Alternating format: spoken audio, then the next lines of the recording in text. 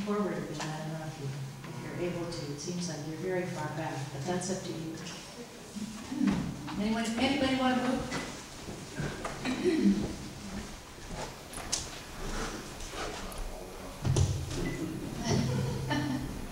No, actually it'll balance it a bit better. We've got all the way toward the back.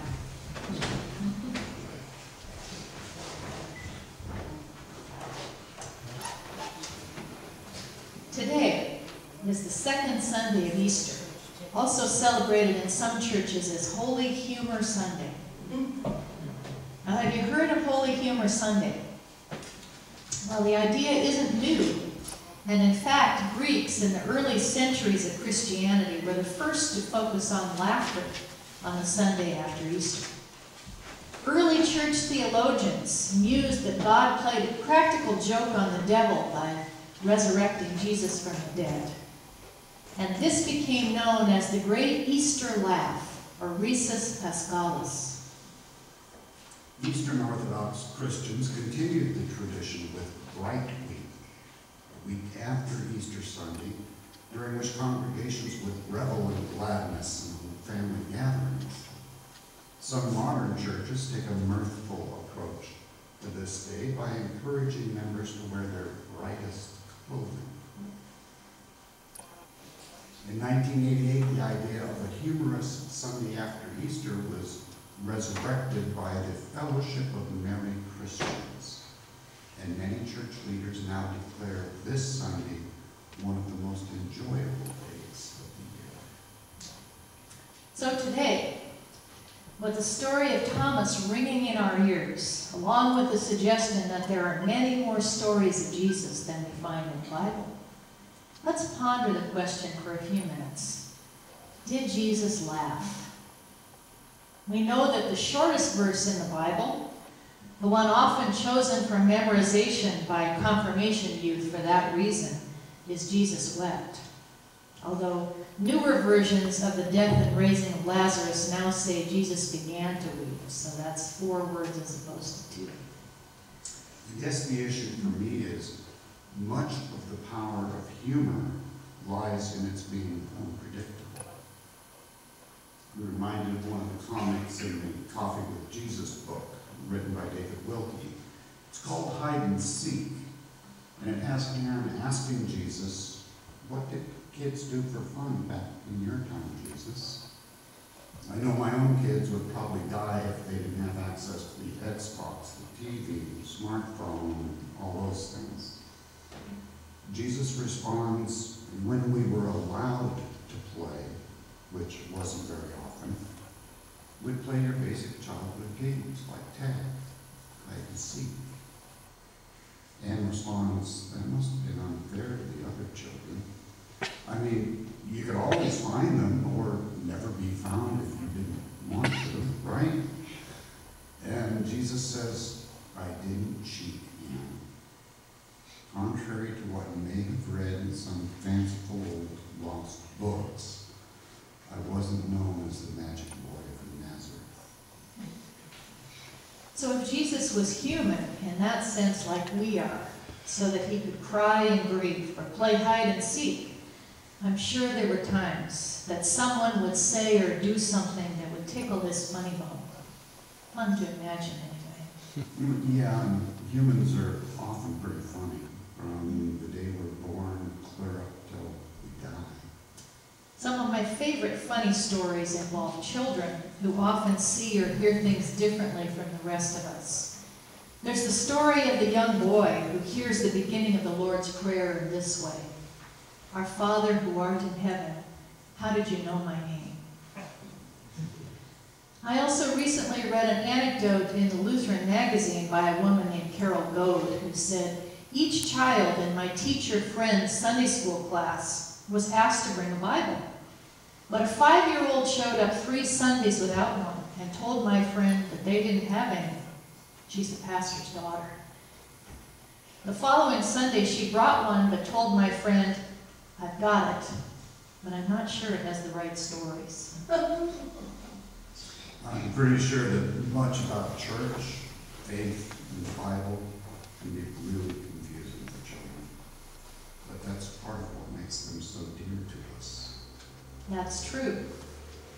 And if all of us, adults and children, are created in the image of God as laughing creatures, and if we imagine that Jesus also laughed, it doesn't take much to imagine that the body of Christ, which is one term for the church, also laughs and enjoys humor.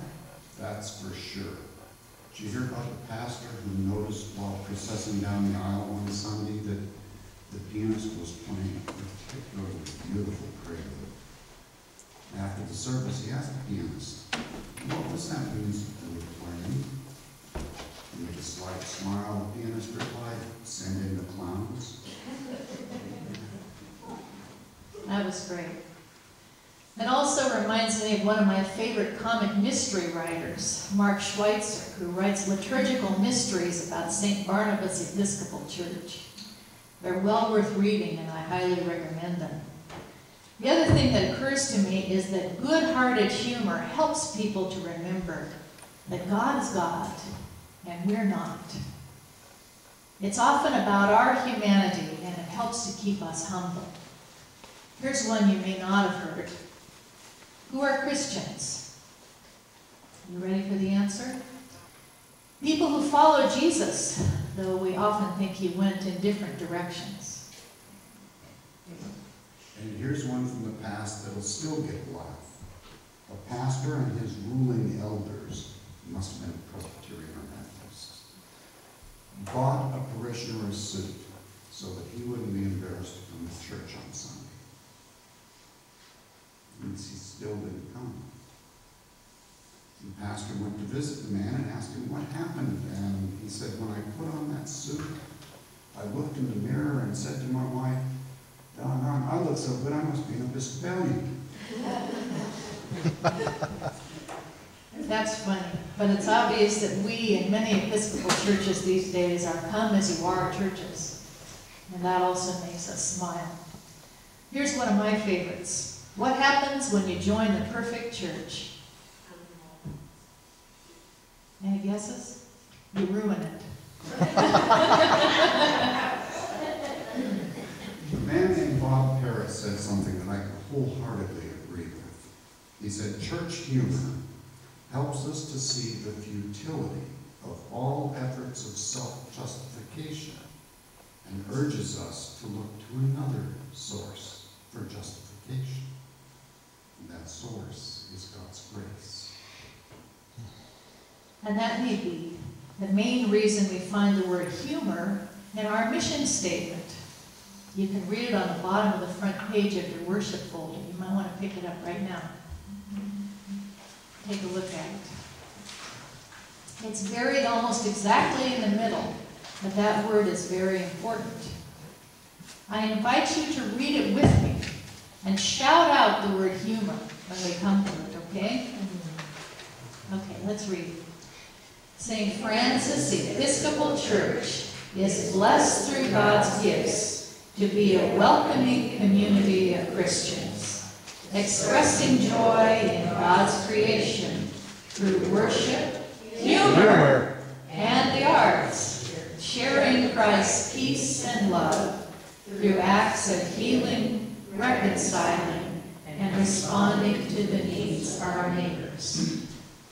Keep that word humor in mind whenever you read it. It may be one of the most important words.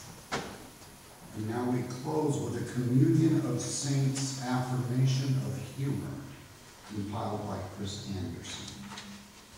We believe with the Bible that there is a time to weep and a time to laugh. We believe with St. John Chrysostom that laughter has been implanted in our souls.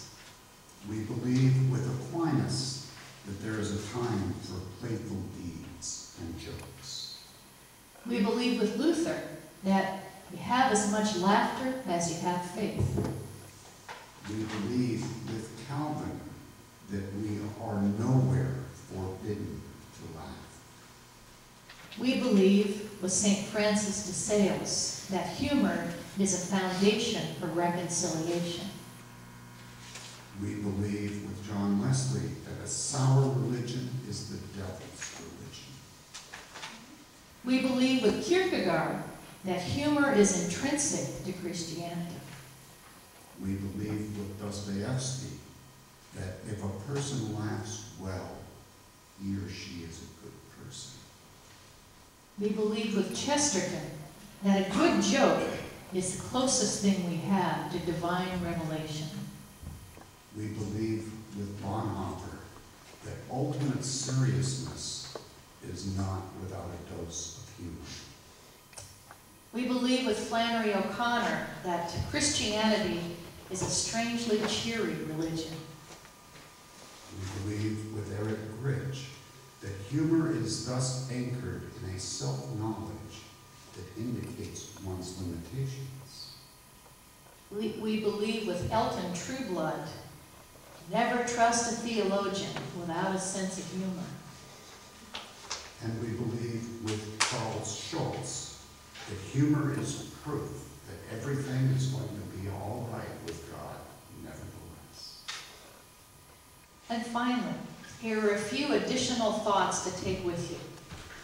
From St. Augustine, the Christian should be an alleluia from head to foot. From St. Teresa of Avila, from somber, serious, sullen saints, save us, O Lord. From Stephen Colbert, if Jesus doesn't have a sense of humor, I am in huge trouble. We are among those blessed ones who have not seen and yet have come to believe, often through the God-given gift of humor. May our Easter laughs ring out in joy. Alleluia.